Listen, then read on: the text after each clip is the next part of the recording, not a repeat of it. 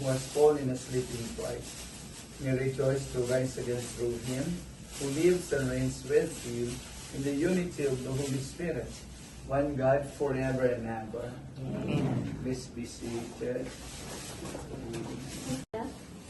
We were indeed buried with him through baptism into death, so that as Christ was raised from the dead by the glory of the Father, we too might live in newness of life. If then we have died Ourselves to celebrate the sacred mysteries. As we prepare for the coming of the Lord, we restore faith and beg His mercy. Lord, have mercy. Lord, have mercy. Lord, have mercy.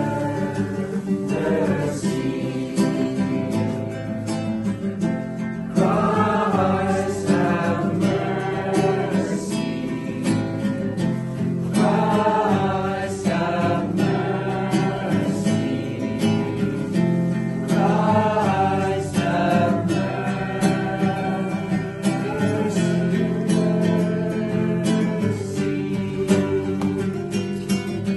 Lord, have mercy. Lord, have mercy. Lord, have mercy. May Almighty God have mercy on us, forgive us our sins, and bring us to everlasting life. Amen. Let us pray. Jesus, my Lord, my love, my friend. Jesus, my friend. Lamb of God, you take away the sins of the world, have mercy on us. Lamb of God, you take away the sins of the world, grant us peace. Behold Jesus, our Lord and Savior, who died on the cross and rose from the dead, and ascended to heaven for the salvation of man. Happy are those. Si Nene, ako, si Dodoy, si Tim at si Inday. Akala ko 5 lang kami. Dodoy growing up, he might be Bogs to all of you, but he's Dodoy to us. But one thing I can tell you this, he loved his family so much. I remember he was so, Jeremy, you were still boy. He was so proud na bumili siya ng instrument niyo, banda. Pinabiyaban niya yun sa akin. I brought an instrument for you guys. And for Taytay, I told you the other night, every time he sees something, ay, para kay Taytay ito, fancy, I don't know, bags, anything, makabili siya. When there's, I remember there was a package from the US. Lahat niya kukunin niya, kay Taytay to, kay Taytay to. Lahat kay Taytay. Basta I saw ni Dodoy, he's being a joker. Nanamana mo. Yung kalokohan mo ba kay Papa ngayon? Because I don't think Taytay is like that. Mga ganyan-ganyan, Papa was like that. And Papa, although I will tell this to everybody because Papa will always say, Dodoy must be the firstborn na palangga niya, na mahal niya. But he will always say, I'm proud to say that Papa will say, because I was the second child. Parang napabayaan ako, Inday knows this, and was supposed to be the favorite. But so, yun lang, si Dodoy is very, very generous to a fault. Kahit walang pera yan, nagtatanong, may pera ka? Bubulong yan. He was very generous to a fault. And I will raise Dodoy. We practically grow up together. We're not the loving custodian, or not the loving guide, you know. But Dodoy was something else. Came after me. Dodoy, We'll miss you. Pero siguro, it's about time talaga na you should rest na. Kasi matagal na siyang bedridden. At alam mo yung kahit matagal na, pagkapatid mo, kapatid yon. And I feel very sad at this time. So do I rest in peace? I will see you soon. Thank you. See you soon. Supposedly, the schedule is supposed to, we're going to have a mass first at 1 p.m. However, si Father relate down. Now, let's proceed na lang with the eulogy. Let's just make it, as intimate as possible, and as, whatever, or whoever wants to come in front to, talk a little bit about my father, our family member, share a little experience, the moment with Papa Boogie, Papa Dodoy. So now I would like to, the first one to share is one of Papa's favorite sisters. Not only favorite. Si Tita Inday. Si Tita Inday, favorite niya yan. Okay, a few words lang kay Dodo. Two things. One is his love for music and expertise in guitar playing, which he had shared with his two children, Jeremy and Jericho, have grown up to be good, well-mannered, and well-educated. Second is his devotion to the Blessed Virgin Mary. I remember that he would distribute, he would give holy silver, the Holy Rosary, to most of us. And I think that the Blessed Virgin will help him gain heaven. Because whatever you do, no matter how small, for the Blessed Virgin Mary, she never forgets. So, the easiest, shortest, shortcut to our Lord is through His Mother, the Blessed Virgin. Good afternoon. If I am to describe the relationship as couples between Pops and me, yung pinaka-perfect description siguro is very challenging. Challenging not just because of differences in age, but also in generally yung life. We were so used to different kind of life. To books also yung type of life. So, but if there is also one thing that I can assure everybody, it's yung pasalamat ko sa kanya. Actually, I'm so thankful I married Pops. Siguro, maybe we were meant to be talaga. Because I have a 7 years boyfriend, which is a seaman, and then wala lang, parang nagkalaguan. And then Pops came, and then you know how he is. We met November. Pag December, hindi na umuwi sa Rojas, hindi na umuwi sa Manila. Doon sa amin na Christmas. Tapos, parang sabi ko, he was almost 10 years older, no? Takot na takot ako sa kanya. Kasi very aggressive. Tapos, pagdating, I used to be half pagdating sa yung mga may huli ko ganyan.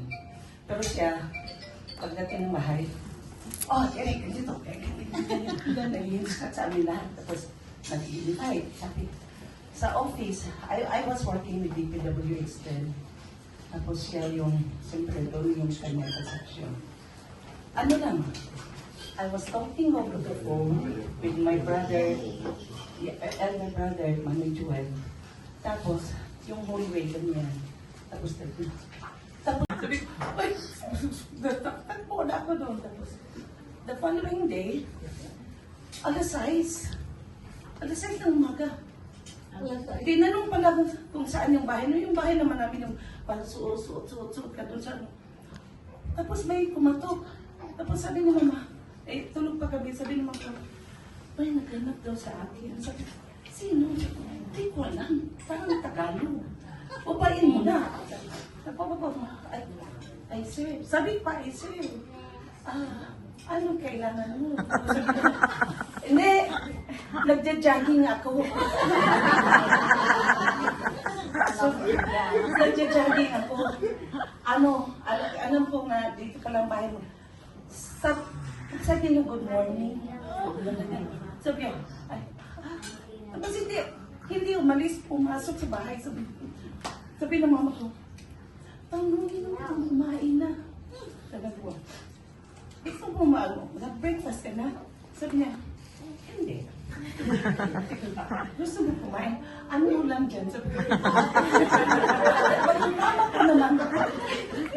Takot na takot na. Anong gusto mo? Sabi niya, bacon. Sabi ko, ano yan? Wala man bacon sa amin. Ano yan siya?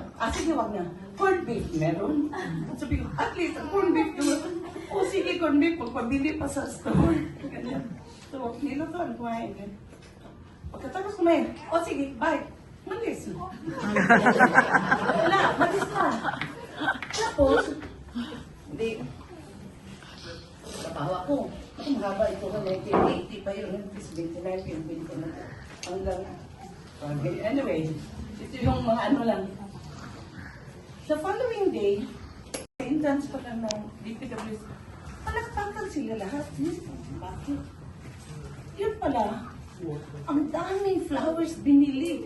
Nilagay doon sa opisina, doon sa ano, sabi na, ang dalaga namin. Sabi ko, baka may asawa na to kasi, ano lang, medyo matured na, tapos mga 50 plus yun. Laki na yung tiyan. Palakpakan sila, palakpakan. Sabi ko, ay, hindi, flowers na. Sabi ko, ayaw ko na ng flowers. Kaya sabi niya, hindi. So, dinaano ko na lang. Yun. Tapos, yun. Wala, hindi naman nagsasabi talaga. Ganyan, nakikita ko. O, sige, bye. And then, naalis. The following day na naman, may dalang kamera. Galit siya na kasi di ba professional photographer si Bones na Kodak. Professional photographer talaga siya. Mayroon siya, nakita niya sa akin ang certificate niya eh. Ano siya yung nagkuha siya ng mga advertising, mga ganyan. Professional siya. Kuha siya ng kamera. Kuha siya ng parang picture. Tapos tago ako doon sa ilalim ng table. Maganyan ko na. Yun pa naman dati, pag magpa-picture kayo, tig-isa lang kasi sayang yung film. Yun siya. Ganyan. Tapos, ganun talaga. Ano ka, parang, ewan ko, paano siya sabihan na, paano siya basta, yan lang. Tapos, ano pa yung ako talaga takot na takot. Tapos yung, next naman yung, sabihin na sa'yo, lunch tayo. Tingnan na rin, lunch tayo. Sabi ko,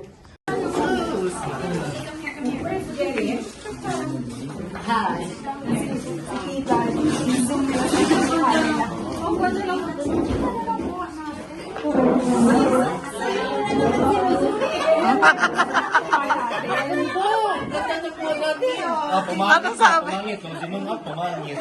Kagabi ganyan din si Ate Josephine. Ang ganda. Syempre. I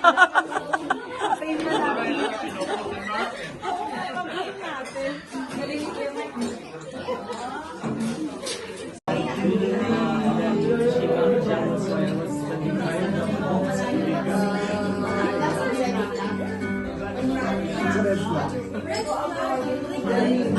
Mama died. It's not a good. Parang Yeah. it's not a good. Bring your brothers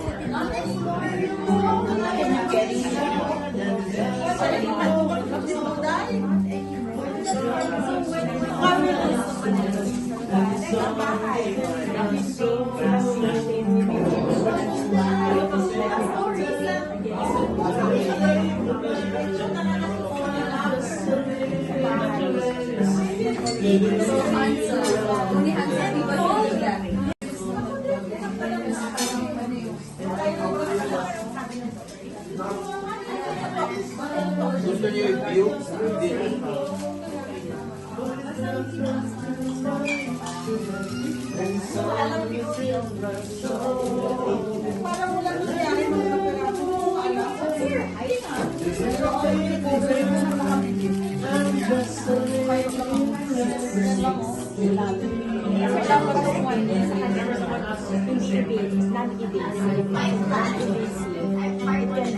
Kasi bala ko non-invasive hindi naman operahan. Alam ko yung nabi mo dahil yung katulad nung kay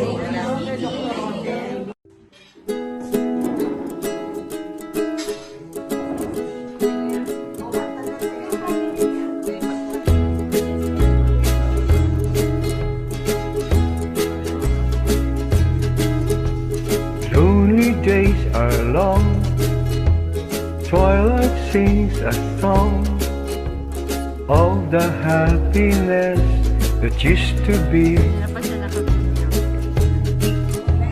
Soon my eyes will close, soon I'll find repose, and in dreams you're always near to me.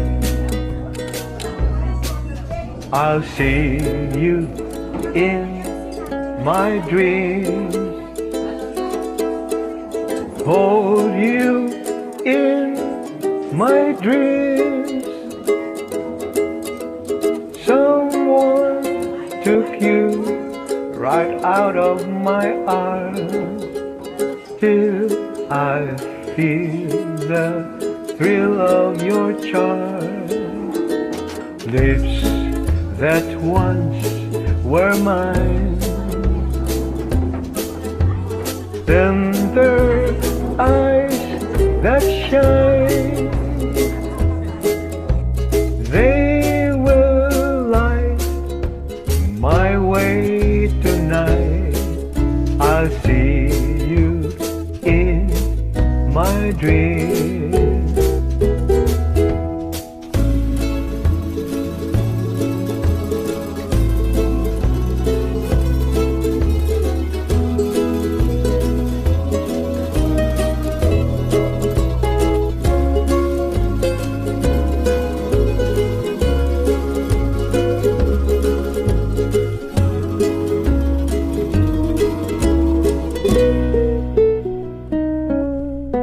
I'll see you in my dreams.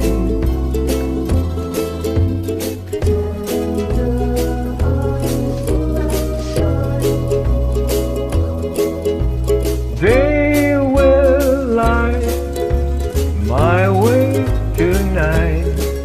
I'll see you in my dreams. They will light my lonely way tonight. I'll see you in my dreams.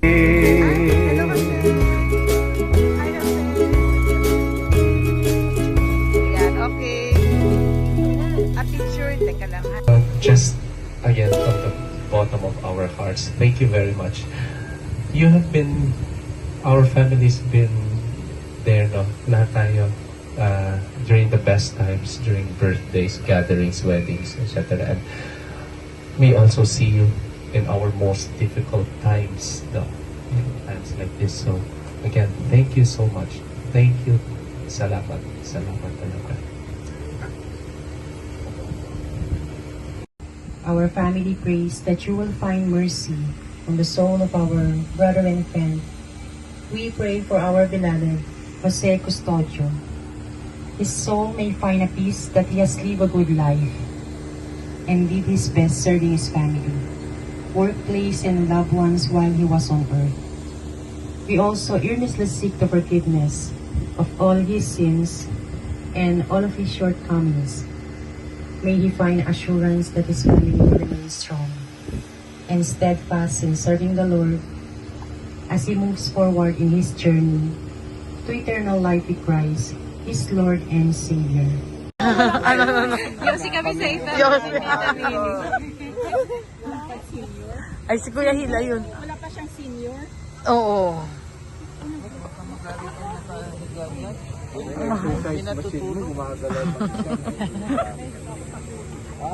Uy! Magsa-start na daw.